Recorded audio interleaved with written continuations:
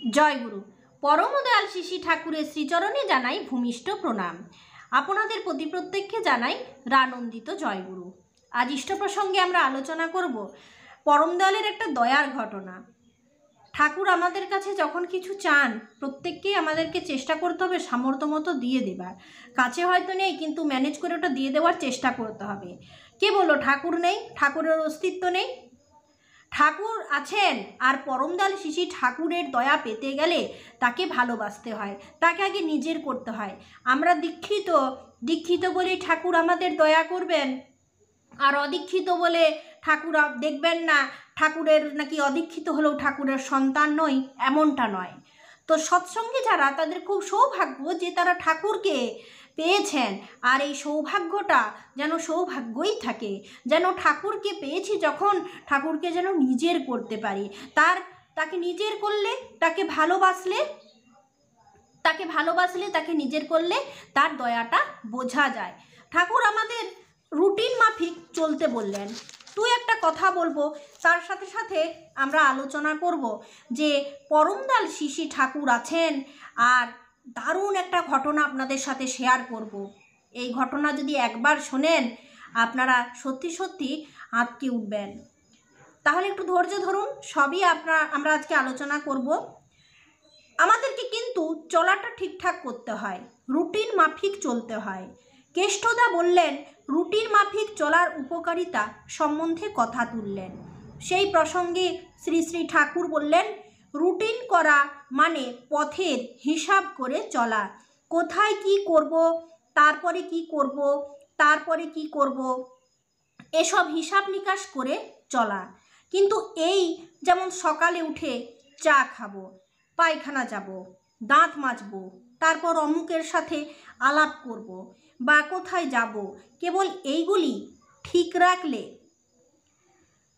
Routine কয় না। করণীয় ব্যাপারগুলি ঠিকমতো করাও কিন্তু রুটিনের মধ্যে। কাউকে যদি কথা দিয়ে থাকেন যে তার ওখানে যাবেন, তাহলে অবশ্যই সেখানে যাবেন।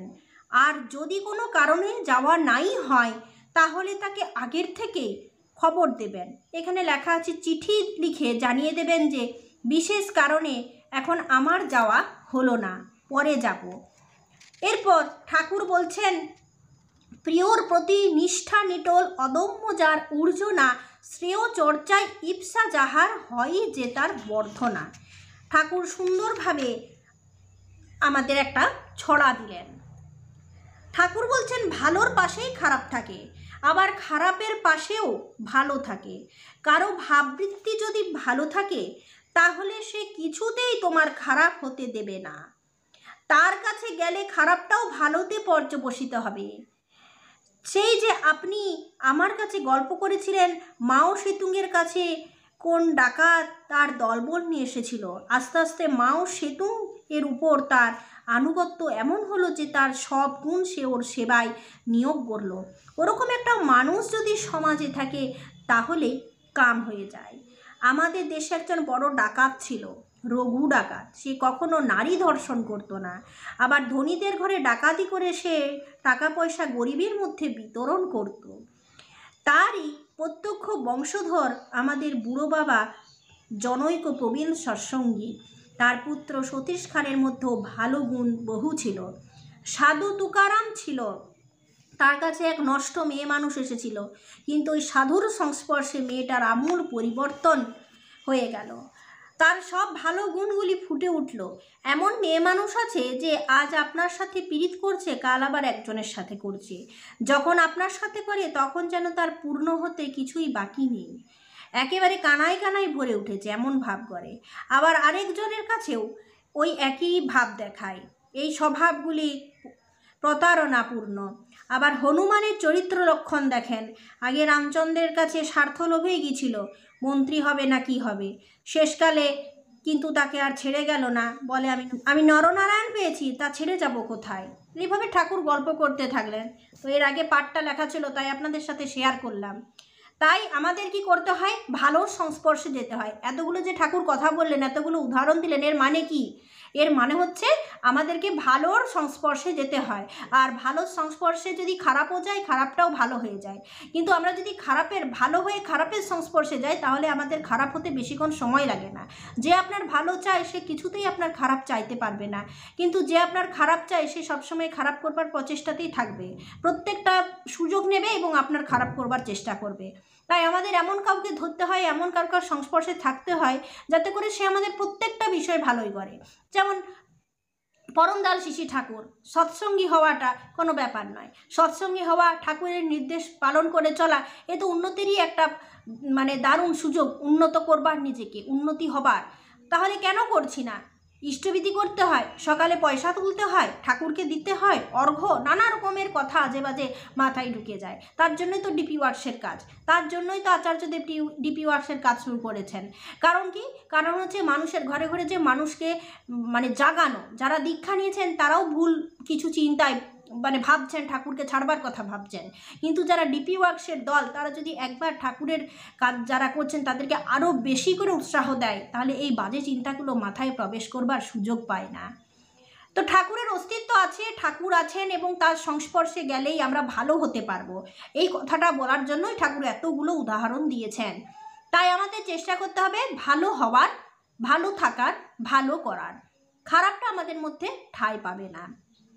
নৈহাটি থেকে দামোদর ঘোষ কিছু লোকজন সহ প্রণাম করলেন। পাশে একটা বড় গাঁঠরি নামিয়ে রেখেছেন। প্রণামের পর দুহাত জোড় করে দামোদরদা বললেন, কিছুদিন আগে আমি স্বপ্ন দেখেছি, বড় মা আমাকে বলছেন ঠাকুর যে 100খানা গামছা আনতে বলেছেন, তা জানিস? ঠাকুর, আমি 100খানা গামছা নিয়ে এসেছি। এই এক অর্থপূর্ণ হাসি হেসে দয়াল বললেন, ওই গামছার মধ্যে কি আছে কে জানে? 100খানা গামছা দিয়ে কত লোককে মোছানো যায়? ঠাকুর বললেন। দামোদর দা বললেন, আমাদের এখানে একটি ঘটনা ঘটে গেছে, পরপর দুটি ঘটনা এখন আপনাদের বলবো।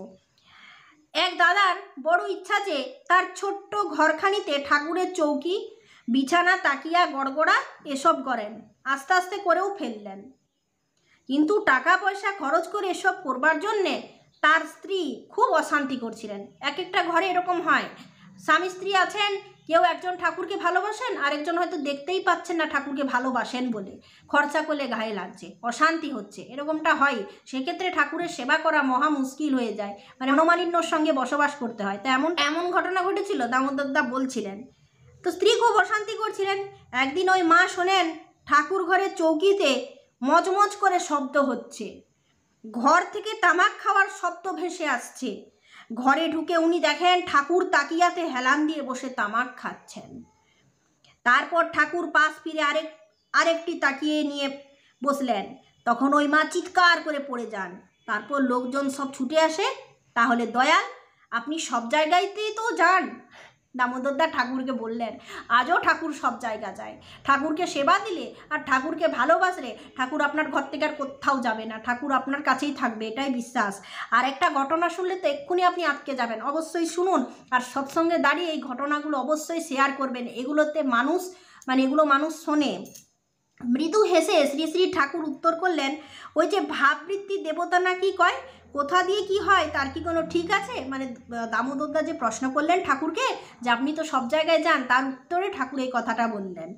দামোদরদা বলছেন, আরও একটি ঘটনার কথা বলবো।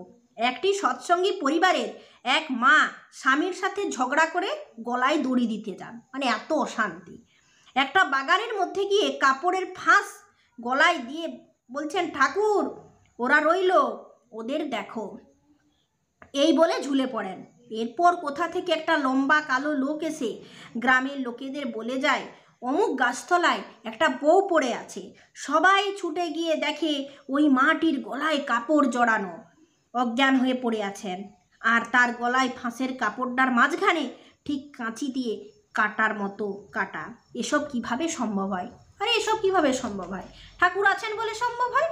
ওই যে বলে গেলেন যে ঠাকুর দেখো, ওই যে ঠাকুর শুনেও নিলেন, দয়ার ঘটনা, এটাই দয়ার ঘটনা। এবার রহস্যভরা হাসি হেসে দয়াল প্রভু উত্তর দিলেন, কোথা দিয়ে কি হয়? দুনিয়ায় যে কত রকম ব্যাপার আছে, তার কি কোনো ঠিক আছে? এরকম করে ঠাকুর বললেন। তাহলে এখন বুঝে দেখুন, ওই যে গলায় দড়ি দেওয়া ঘটনাটা, কি মনে হয় আপনার? ঘটনা শুনে আবার দয়া পাবো বলে অন্য কোনো ঘটনা যেন না ঘটে আমি আগের থেকে সাবধান করে দিচ্ছি, কারণ এটা তো ঠাকুরের দয়ার ঘটনা। ঠাকুরকে ভালোবাসলে অবশ্যই আমাদের দয়া করেন। তো সেই দয়াটা পাবার জন্য, দয়াটা অনুভব করবার জন্য আমাদেরকে তাকে নিজের করতে হয়। আবার এখানে আরও একটা কথা আছে, ওই কোথা থেকে একটা লম্বা কালো লোক এসে গ্রামের লোকেদের বলে যায়। ওই লম্বা কালো লোকটা কে? লম্বা কালো লোকটা অন্য কেউ নয়, ঠাকুর নিজেই সকলকে খবর দিয়েছেন। তাহলে ঠাকুরকে ঠাকুর বললে ঠাকুর সাড়া দেন, কিন্তু সেই আওয়াজটা শোনার মতো তো আমাদের কান থাকা চাই। আমরা যদি ঠাকুরের কাছের মানুষ না হই তাহলে ঠাকুরের আওয়াজটা আমরা শুনবো কিভাবে? এখন যদি আমি আমার মাকে মা বলে ডাকি, আমার বাবাকে বাবা বলে ডাকি, আমার ছেলের নাম ধরে ডাকি, তাহলে তারা একটা হ্যাঁ কিংবা কিছু একটা সাড়া দেন। সেই সাড়াটা আমার খনি কানে আসে যদি আমার সঙ্গে তার দূরত্বটা ঠিক থাকে। সেরকম আমাদের ঠাকুরের সঙ্গে দূরত্বটা ঠিক যদি থাকে আর তার সঙ্গে যদি আমার ভালোবাসাটা ঠিকঠাক থাকে, তাহলে ঠাকুরকে ঠাকুর বলে ডাকলে আর তাকে কিছু বললে তিনিও সাড়া দেন। সেই আওয়াজটা শুধু আমাদেরকে শুনে নিতে হবে। তো আপনারা যখন সৎসঙ্গে যাবেন অবশ্যই দুটো ছোট্ট ছোট্ট ঘটনা তুলে ধরবেন। এতে এই দুটো ঘটনা খুব আকর্ষণীয়।